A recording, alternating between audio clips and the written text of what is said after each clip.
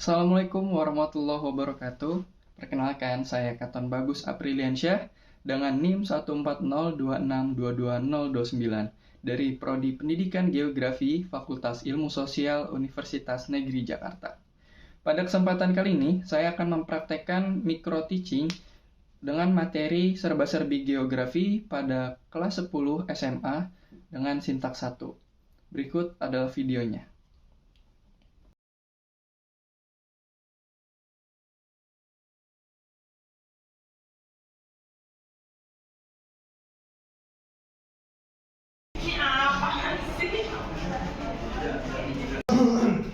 Assalamualaikum anak-anak.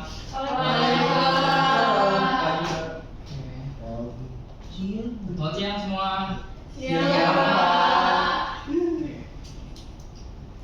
Ya, sebelum kita mulai pelajaran geografi pada hari ini, silakan ketua kelas memimpin doa. Coba ketua kelas, Rayhan Arifin. Oke, baik teman-teman, sebelum kita mulai pelajaran geografi pada hari ini, alangkah baiknya kita berdoa menurut agama dan kepercayaan masing-masing. Berdoa dimulai.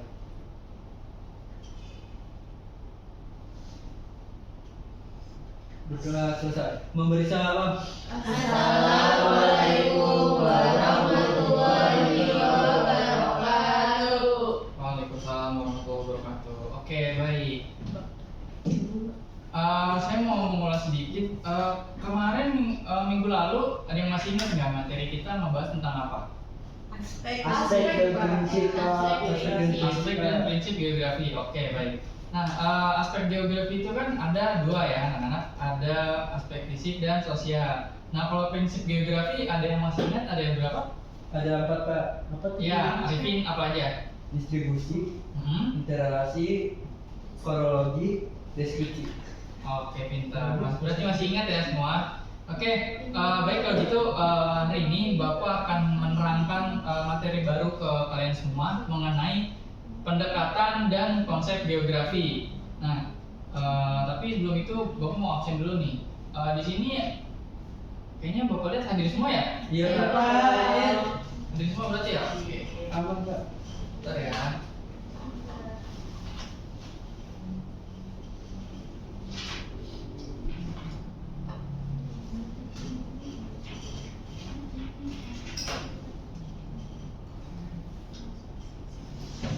Oke, baik, kita lanjut ya. Kita bakal ngebahas tentang pendekatan geografi.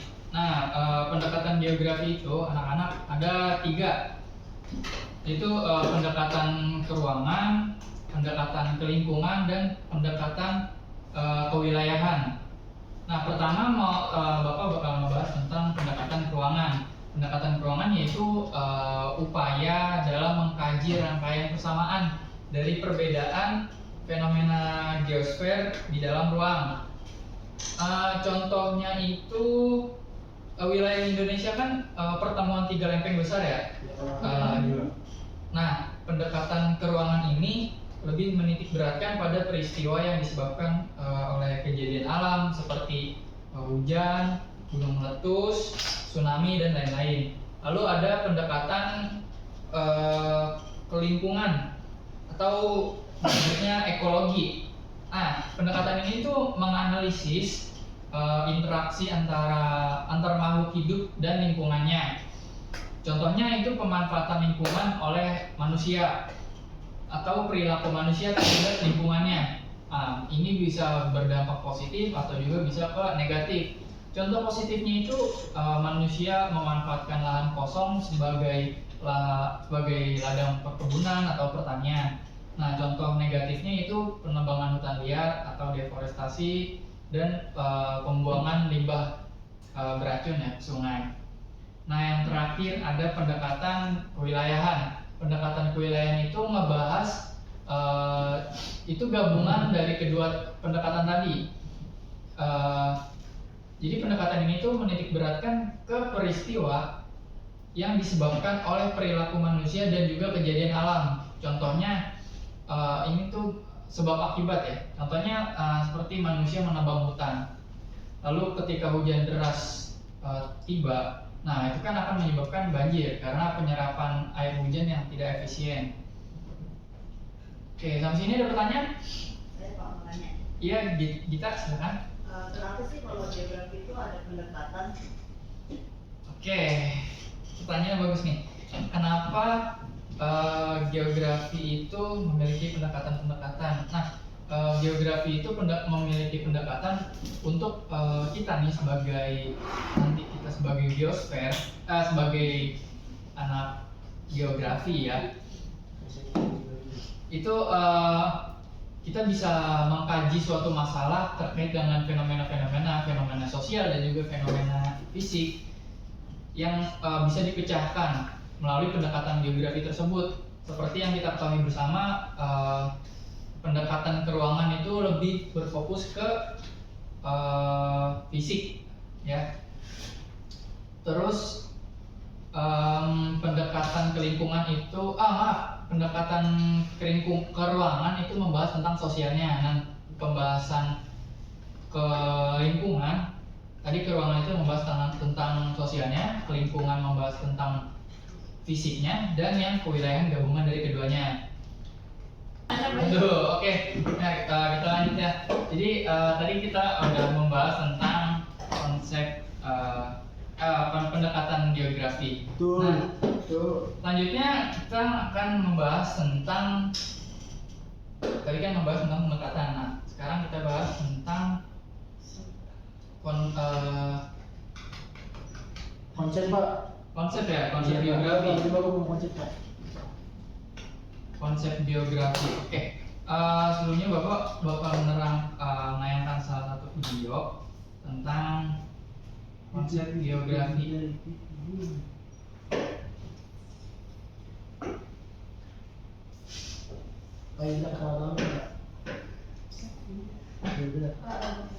Ada namanya Jordan. Pak channel. Pak Indra.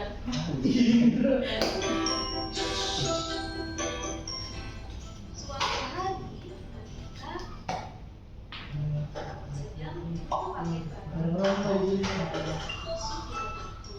menanyakan di mana lokasi rumahku berada. Seketika aku ingat jika ada fitur share lokasi. Langsung saja deh aku kirim lokasi rumahku berada. Oh iya, kegiatanku ini tadi bisa dibilang contoh dari konsep lokasi geografi loh.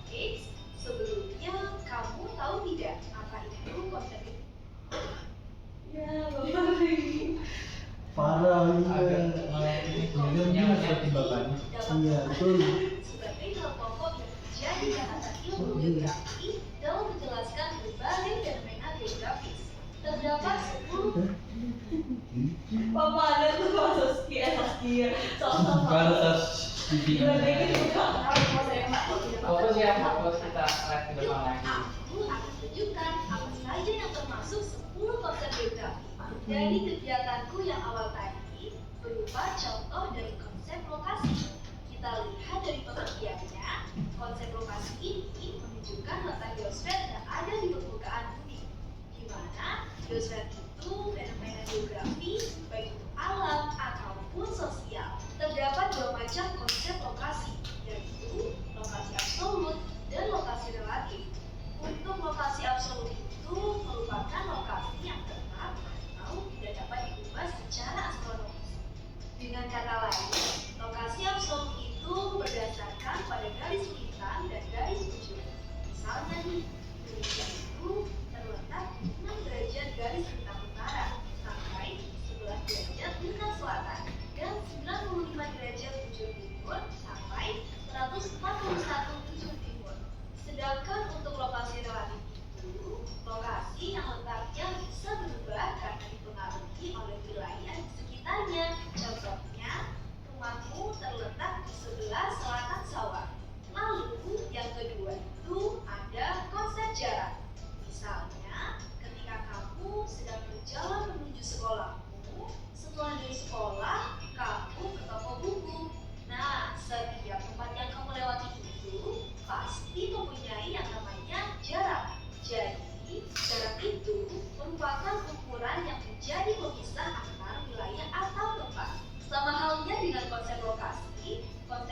juga ada dua, yaitu jarak absolut dan jarak relatif. Jarak absolut itu merupakan jarak yang sesungguhnya atau tetap seperti meter, kilometer, atau milimeter. Misalnya, jarak dari Bandung ke Bogor melalui tol Cipularang adalah 182 km. Nah, itu sudah pasti mutlak ukurannya tidak bisa dikurangi. Ada juga nih jarak relatif yang dipertimbangkan dari waktu dan juga kemudahan transportasi atau lainnya. Misalnya, jarak dari Bandung ke Bogor melalui tol Cipularang sekitar 3 jam. Apakah pasti 3 jam selalu? Menurut kamu bagaimana? Tidak ya, karena bisa saja di tengah jalan mengalami kemacetan. Jadi, jarak relatif ini tentu saja bisa berubah-ubah. Kemudian ada konsep yang ketiga, yaitu konsep keterjangkauan, di mana keterjangkauan ini diartikan sebagai ketercapaian menjangkau suatu tempat berkaitan dengan sarana, transportasi, dan juga komunikasi yang digunakan. Contohnya, ketika kamu mengakses antara daerah desa dengan perkotaan, jika di desa jaringannya tidak ada, yang artinya lokasi desa tersebut tidak terjangkau. Konsep yang keempat ada konsep pola. Konsep pola ini merupakan karakteristik ketergantungan pada berbagai fenomena geografis suatu tempat atau ruang di permukaan bumi. Misalnya, rumah Utami terletak di pemukiman, yang berarti termasuk ke dalam pola pemukiman. Ada juga penduduk yang tinggal di daerah dataran tinggi, di mana di sana didominasi oleh pola persebaran. Selanjutnya, ada juga nih konsep yang berdasarkan kondisi persebaran dan pengelompokan suatu wilayah yang relatif pusat dan juga saling menentukan. Konsep apa itu? Penasaran kan? Simak di video selanjutnya ya. Sampai jumpa.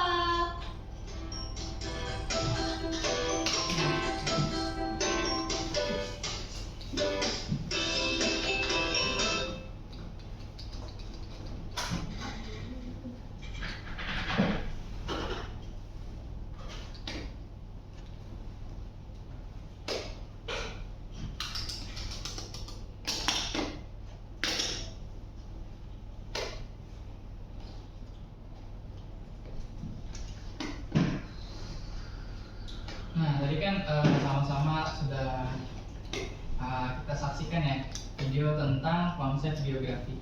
Nah, tapi di video tadi kan seperti yang kalian lihat cuman dijelaskan tentang 4 konsep saja. Nah, tapi anak-anak sebenarnya konsep geografi itu ada 10. Itu ada lokasi, jarak, keterjangkauan, pola, morfologi, aglomerasi, nilai guna, diferensiasi area, interaksi atau interdependensi, dan terakhir keterkaitan ruang. Nah, untuk materi kita pada hari ini sudah selesai. Selanjutnya kita akan mengerjakan LKPD. Lengkap dulu. LKPD di Katam. Iya, ada satu kan? Kan setiap episode harus ada Oh iya. Dua paragraf ya.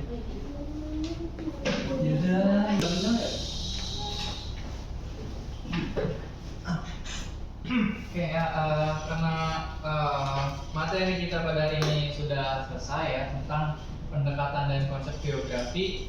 Nah, sekarang Bapak mau membagikan LKPD kalian buat kalian kerjakan.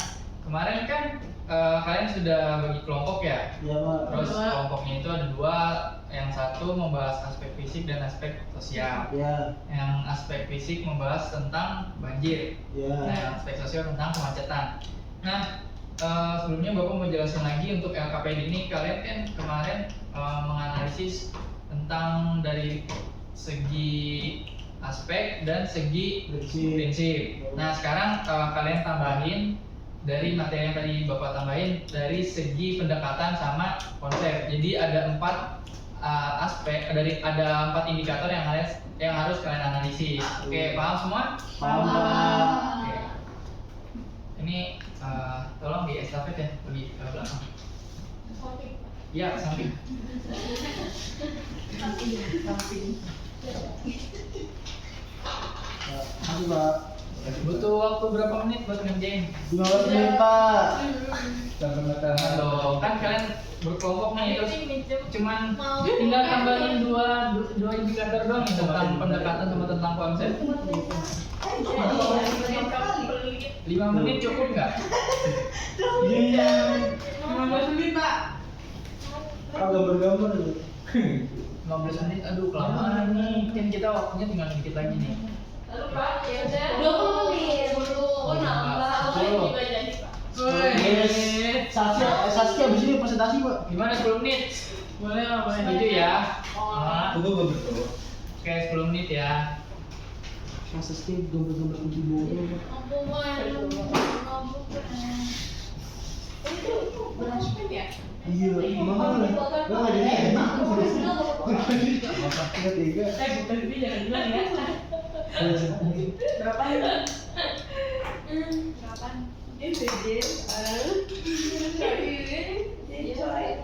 Papa lihat tuh, papa laptop tuh. Berapa? Pas Sasa buka YouTube Pak tadi Pak. Ada tuh, saya juga Word, Pak. Bohong. Raihan, tadi enggak? Enggak.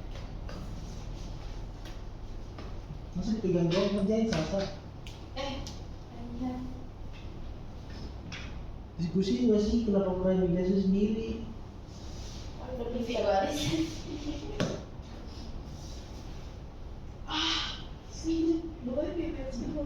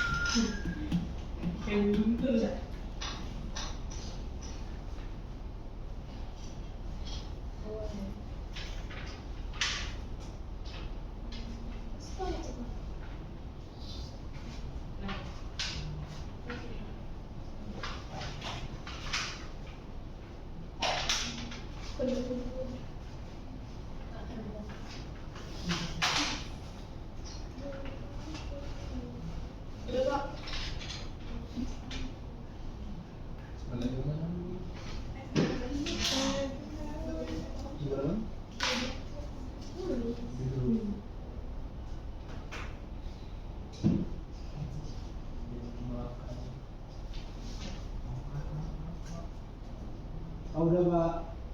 Udah? Belum balik lagi. Udah, Pak. Saskia bikin cuma laka Pak.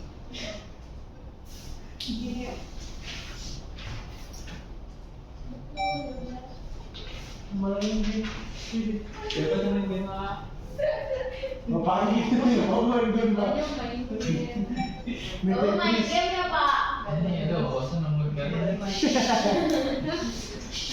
Mana bunyi lu? Main Tetris. Udah semua? Udah Pak. Udah. Oke, boleh di estafet kumpulkan ke depan ya. Ini Pak, kumpulin jangan dicoret-coret ini. Ini keren, terima kasih. Ini kumpulin, Arvin. Pulpen mahalku. Ini yang Kasih masuk dulu, Kak. Mama boleh pinjam masuk Al-Quran. Boleh. Aku udah siap. Ini satu beres. Maksudnya masuk kelas ya ini. Masuk kelas kan ini. Maksudnya ke kelas ya, pas kelas.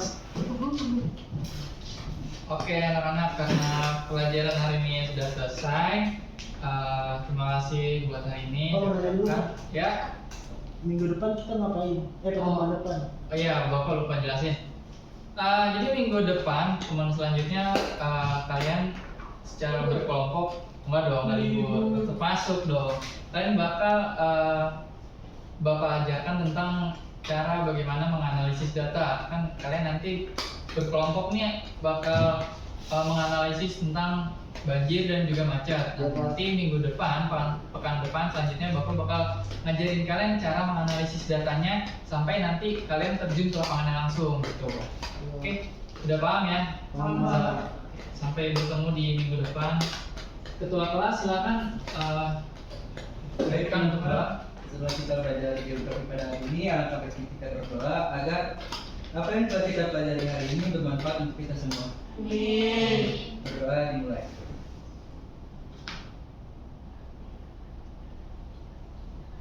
Berdoa selesai. Memberi salam. Assalamualaikum.